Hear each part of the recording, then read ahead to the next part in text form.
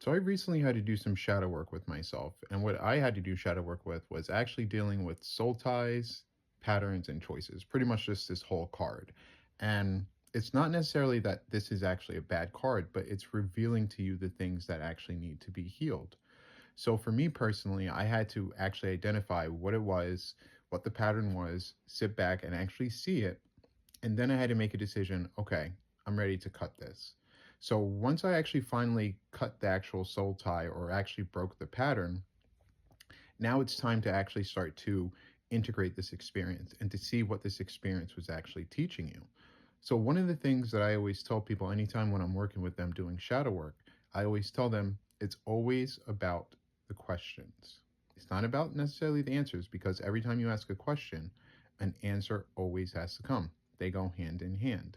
So one of the first things that came out when I was doing this was remembering your authority, the Father, your authority, your divine authority over yourself and your circumstances.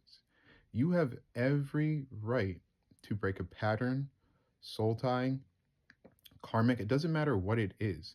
You have the power in you to break it whenever you are ready. You have that authority. So I had to remember my own authority, my own divine authority, that I could break these patterns. I'm done with it. When I'm done with the pattern, I'm absolutely done. So one of the things that I would do, I would create an affirmation about my authority. I would always say every morning when I wake up now, I always remember my divine authority. I always remember my divine authority.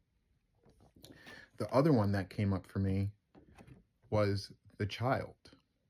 And this one here is actually very, very important, because even when you do break the pattern, you break the soul tie, it's extremely important that you're not carrying any of that with you into the new phase or into the new cycle or into the new pattern, or else you're going to repeat it. You have to approach it with a sense of newness. And how do you do that? You do that by seeing the newness in yourself. That's where it starts. You have to first identify to say, okay, I'm ready for a new pattern. And now there's one thing that I also want to tell people about this too. Anytime when you are starting a new pattern, it's going to be uncomfortable, because guess what? It's something unknown to you. So that's why it's important that you approach it with a sense of innocence, a sense of newness, because if not, and you're still holding on to the things that you said that you let go, all you're doing is carrying it over.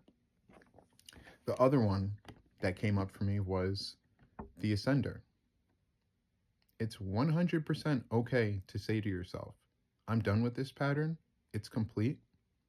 Universe, God, whatever you want to say, show me the lessons that I need to learn from this so I can integrate it.